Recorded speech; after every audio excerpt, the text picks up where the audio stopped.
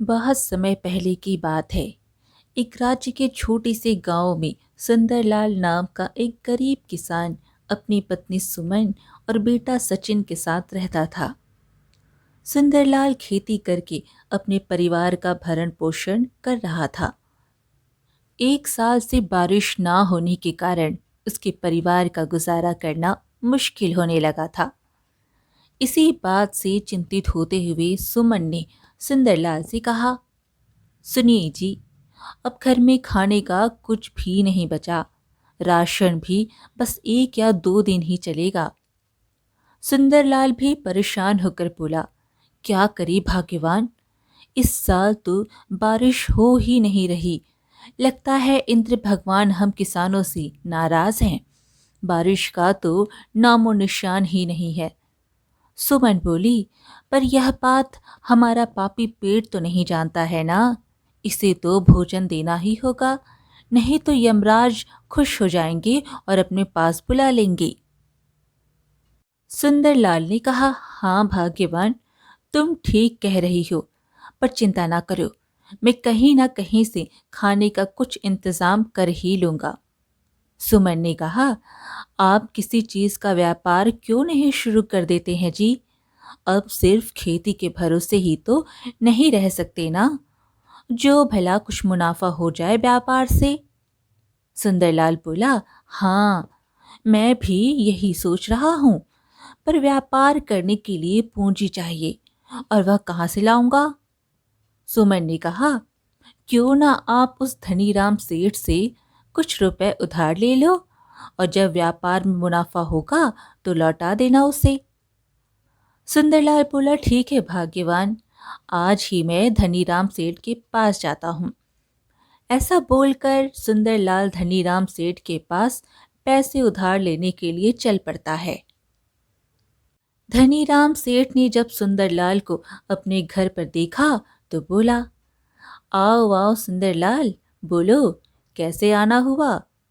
सुंदरलाल ने कहा, सेठ जी, मुझे पैसों की जरूरत है, क्या आप मुझे उधार देंगे? धनीराम सेठ बोला, हाँ हाँ, क्यों नहीं, जरूर देंगे। हमारा तो धंधा ही है, यही है। बस तुम 10 के हिसाब से हर महीने ब्याज देते रहना। सुंदरलाल बोला, आपका बहुत बहुत धन्यवाद सेठ जी, आप बहुत ही दयालु हैं। सेठ बोला, हाँ, दयालु तो मैं हूँ, पर ब्याज लेते समय मुझे जरा भी दया नहीं आता, इसलिए समय पर ब्याज मिलते रहना चाहिए। ठीक है ना भाई? सुंदरलाल बोला, सेठ जी, आपको समय में ब्याज मिल जाया करेगा। अच्छा, अब मैं चलता हूँ सेठ जी। उसके बाद वह सेठ सुंदरलाल को पैसे उधार दे देता है। फिर पैसे लेकर सुंदरलाल घर की तरफ चल पड़ता है। सुंदरलाल ने घर पहुंचकर सुमन से पूछा, भाग्यवान, सचिन कहाँ है? वह कहीं दिखाई नहीं दे रहा। सुमन बोली, हाँ, वो यहीं पास में बकरियां चरा रहा है। आप बताओ, उधार का काम बना जी? सेठ ने पैसे दिए? सुंदरलाल बोला, हाँ भाग्यवान, पैसे तो मिल गए। अभी मैं घर के लिए राशन लेने जा रहा हूँ। वापस आकर किसी व्यापार के बारे में सोचता हूँ। सुमन ने कहा, ठीक है जी, आराम से जाना और थोड़ा जल्दी वापस आ जाना। ऐसा बोलकर सुंदरलाल अपने घर का राशन लाने के लिए चला जाता है।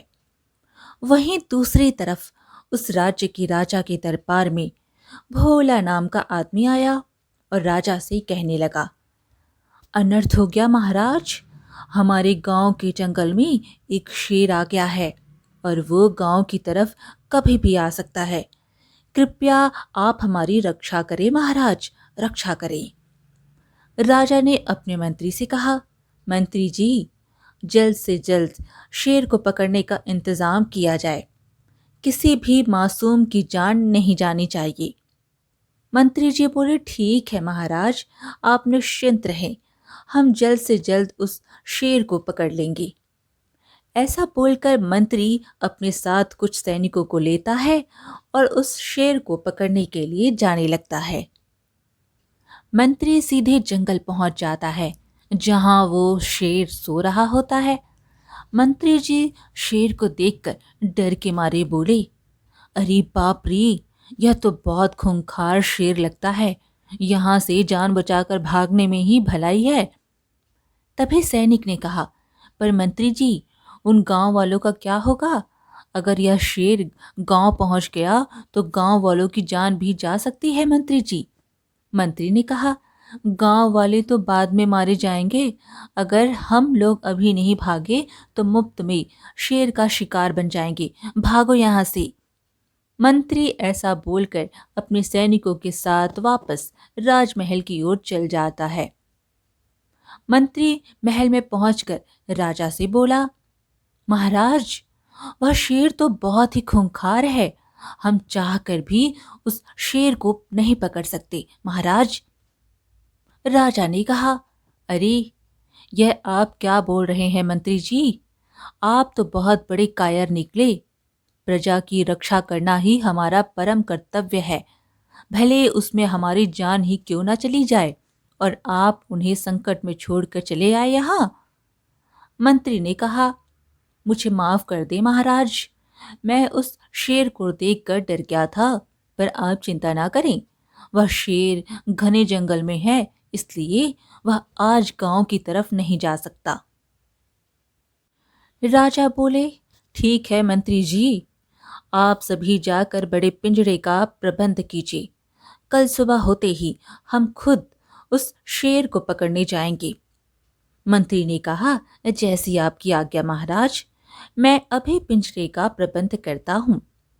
ऐसा बोलकर मंत्री वहां से चला तो जाता है, पर राजा की बातें उस मंत्री के दिल में चुभ जाती है और वह उस राजा से बदला लेने के बारे में सोचने लगता है। इस मूर्ख राजा ने मुझे सबके सामने कायर कहा। ठीक है, अब मैं दिखाता हूँ इस कायर की बहादुरी। हाँ। ऐसा सोचकर मंत्री राजा से बदला लेने के लिए एक जादूगरनी के पास चला जाता है। वो जादूगरनी बूढ़ी हो चुकी थी। जादूगरनी ने मंत्री को देखकर कहा, आओ मंत्री आओ, आखिर तुम्हें मेरी जरूरत पड़ ही गई। बताओ, क्यों आए हो यहाँ? मंत्री ने कहा, तुम्हें जो चाहिए मैं तुम्हें वो दूंगा, पर तुम्हें मेरे लिए एक काम करना पड़ेगा। जादूगरनी बोली, ठीक है, मैं तुम्हारा काम कर दूंगी, पर पहले तुम्हें मुझे एक ऋषि के श्राप से मुक्त कराना होगा। तभी मैं इस गुफा से बाहर निकल पाऊंगी और तभी मेरा जादू काम करेगा। मंत्री ने कहा, ठीक है, बताओ, तुम्हें उस श्राप से मुक्त करने के लिए मुझे क्या करना पड़ेगा?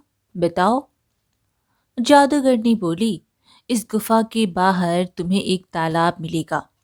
उस तालाब से तुम्हें पानी लाकर मुझे देना पड़ेगा, तभी मैं उस श्राप से मुक्त हो पाऊंगी। जादूगरनी के ऐसा बोलते ही मंत्री गुफा के बाहर पानी लेने के लिए चला जाता है और पानी लाकर जादूगरनी को दे देता है। ये लो जादूगरनी, मैं पानी ले आया। पानी पीते ही वह जादूगरनी उस ऋषि के श्राप से मुक्त हो जाती है और उसके पास बहुत काली शक्तियां वापस आ जाती हैं। जादूगरनी बहुत खुश हो जाती है और फिर कहने लगती है, अब मैं आज़ाद हो गई। बोलो मंत्री, मुझे क्या करना है? उसके बाद मंत्री अपने षड्यंत्र के अनुसार जादूगरनी को सारी बातें बता देता है। जादूगरनी ने कहा, बस इतनी सी बात, तुम्हारा काम हो जाएगा मंत्री।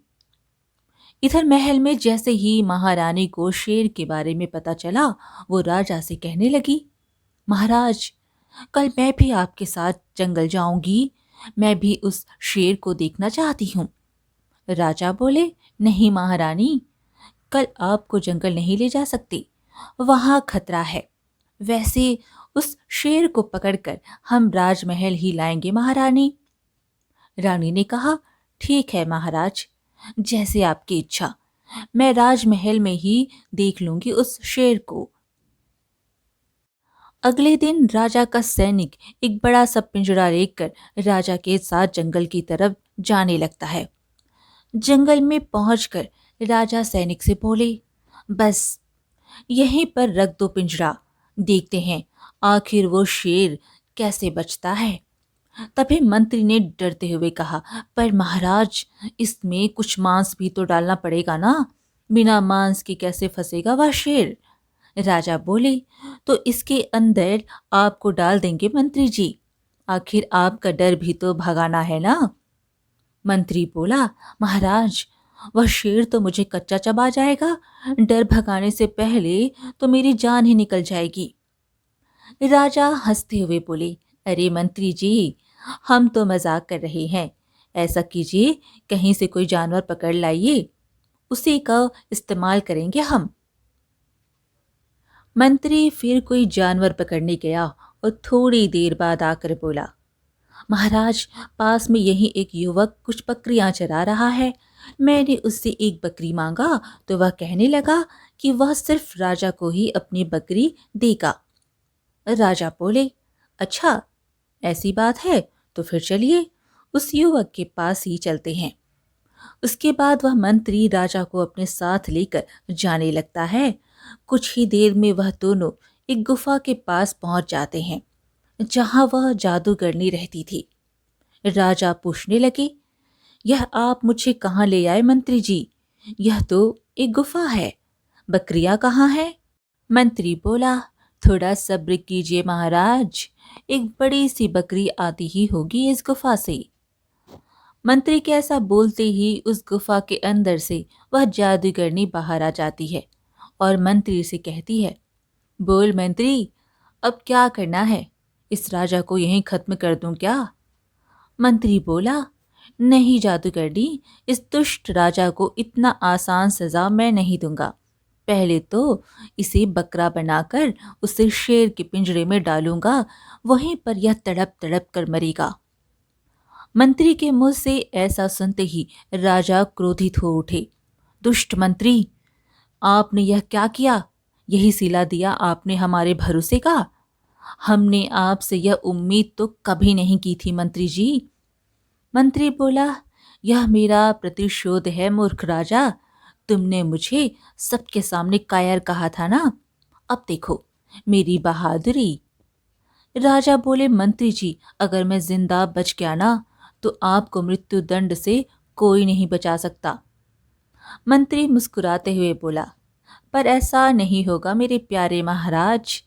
जादूगरनी, अभी जल्दी से इस राजा को एक बकरा बना दो। मंत्री के ऐसा बोलते ही वह जादूगरनी उस राजा को एक बकरा बना देती है, पर बकरा बनते ही राजा वहां से भाग जाता है। उसके बाद मंत्री भी राजा को पकड़ने के लिए उसके पीछे जाने लगता है। राजा बकरी के रूप में भागता रहता है। तभी वो देखता है वहां बहुत सारी बकरियां घास चर रही थी। राजा भी उन्हीं बकरियों के बीच में घुस जाता है। दरअसल वो बकरियां सुंदरलाल की थी और सुंदरलाल उसे चराने के लिए आया था और वो एक पेड़ के नीचे आराम से सो रहा था। जब मंत्री राजा का पीछा करते हुए बकरियों के झुंड के पास पहुंचा तो चौंक गया और कहने लगा, अरे, यहाँ इतनी सारी बकरियां हैं, इनमें से वो राजा कौन सा है? मंत्री एक साथ बहुत सारी बकरियां देखकर सोच में पड़ जाता है और वह राजा को नहीं पहचान पाता है। इसलिए वह उस गरीब किसान सुंदरलाल से पूछता है, सुनो भाई, इनमें से कौन सा बकरी अभी अभी गुफा की तरफ से आया है? मुझे सच सच बता दो, मैं तुम्हें ढेर सारा इनाम दूंगा। सुंदरलाल को वैसे तो कुछ पता नहीं था। उसने दो बकरों की ओर दिखाते हुए कह दिया, वो दोनों बकरा आया है। मंत्री जी, क्यों, क्या हुआ? मंत्री ने कहा, कुछ नहीं, मुझे वह दोनों बकरा चाहिए। बदले में मैं राजमहल आकर उन दोनों बकरों की कीमत और अपना इनाम ले जाना। बकरा बना राजा खुद से बोला, चलो, अब बच गया मैं, इस मंत्री को तो मैं बाद में देख लूंगा। उसके बाद मंत्री उन दोनों बकरों को लेकर उस पिंजरे के पास पहुंच जाता है जहां वह लोग उस खूंखार शेर को पकड़ने वाले थे। सिपाहियों, इन दोनों बकरों को उस पिंजरे में डाल दो। महाराज के आने से पहले हमें उस शेर को पकड़ना है, समझे?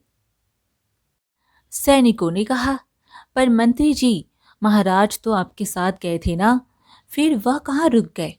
मंत्री ने उनसे झूठ कह दिया। महाराज कुछ जरूरी काम से एक ऋषि के पास गए हैं, तुम अपना काम करो, महाराज थोड़ी देर में आ जाएंगे। ऐसा बोलकर सभी लोग दूर से ही उस शेर का इंतजार करने लगते हैं। कुछ देर बाद ही वहां वह शेर आ जाता है और पिंजरे में फंस जाता है। फिर वह शेर उन दोनों बकरों को अपना शिकार बना लेता है, जिससे मंत्री जी बहुत ही ज्यादा खुश होने लगता है। चलो अच्छा हुआ, राजा तो मर गया, अब मुझे इस राज्य का राजा बनने से कोई नहीं रोक सकता। सैनिकों, अब वो शेर को पिंजरे समेत राजमहल ले चलो। उसके बाद मंत्री उस शेर को पिंजरे के साथ पकड़कर राजमहल ले जाता है। दूसरी तरफ सुंदरलाल उस राजा को अपनी बकरियों के साथ अपने घर ले जाता है। तभी राजा, जो बकरी में परिवर्तित थी, वे बोले, सुनो भले मानुष, क्या तुम मेरी मदद करोगे? सुंदरलाल चकित होते हुए इधर उधर देखने लगा। अरे, ये आवाज किधर से आ रही है? यहाँ तो सिर्फ मैं ही हूँ। राजा बोले, अरे मैं इधर हूँ भाई, तुम्हारी बकरियों के साथ। सुंदरलाल डर के मारे बोला, का, का, क्या क्या तुम सच में बोल सकते हो? कहीं मैं सपना तो नहीं देख रहा हूं ना? राजा बोले, हाँ हाँ भाई, मैं सच में बोल सकता हूँ। तुम कोई सपना नहीं देख रहे हो, मैं इस राज्य का राजा हूँ। राजा उसके बाद बकरी के रूप में ही सुंदरलाल को अपनी सारी बातें बता देता है। फिर सुंदरलाल बोला, पर महाराज, मैं आपको फिर से ठीक कैसे करूंगा? मुझे तो कोई जादू नहीं आता। राजा बोले, तुम मुझे एक ऋषि के पास ले चलो, मैं तुम्हें उस ऋषि तक ले जाने का रास्ता दिखाता हूँ, बस तुम मेरी रक्षा करना। सुंदरलाल बोला, ठीक है महाराज, हम कल सुबह होते ही उस ऋषि के पास चले जाएंगे। उसके बाद सुंदरलाल उस राजा को अपने साथ अपने कमरे में ले जाता है और अपनी पत्नी को सारी बातें बता देता है। सुमन ने सारी बात सुनकर बोली, आइए महाराज, इस गरीब कुटिया में आपका स्वागत है, यह लीजिए इस गरीब का साधारण भोजन। राजा बोले, आप लोगों का बहुत बहुत धन्यवाद, अगर आप ना होती तो आज मेरे नसीब में यह भोजन भी नहीं होता। सुंदरलाल बोला, आप चिंता ना करें महाराज, सुबह होते ही सब कुछ ठीक हो जाएगा। अगले दिन सुबह होते ही सेठ धनीराम सुंदरलाल के घर आ जाता है और सुंदरलाल से अचानक अपने पैसे मांगने लगता है। अरे सुंदरलाल, मुझे अचानक से पैसों की ज़रूरत आ गई, क्या तुम मुझे मेरे पैसे वापस कर दोगे? सुंदरलाल बोला, पर सेठ जी, वह पैसे तो खर्च हो गए, और वैसे भी आप तो महीने के अंत में पैसे लेने वाले थे ना। सेठ बोला, हाँ हाँ पता है मुझे, पर मुझे अभी पैसे चाहिए, नहीं तो मैं तुम्हारी सारी बकरियां ले जाऊंगा। सुंदरलाल ने कहा, पैसे तो अभी नहीं है सेठ जी, लेकिन आप ऐसा करो, एक बकरा छोड़कर सारी बकरियां अपने साथ ले जाओ। सेठ बोला, अब आए ना सही रास्ते पर, मैं ले जाता हूँ इन बकरियों को, पैसा वापस कर देना और बकरियां ले जाना। ऐसा बोलकर सेठ एक बकरा छोड़कर सारी बकरियां अपने साथ ले जाता है। उसके बाद सुंदरलाल भी उस बकरी के रूप में राजा को लेकर ऋषि के पास जाने लगता है। जल्दी ही वे दोनों ऋषि के कुटिया में पहुंच जाते हैं।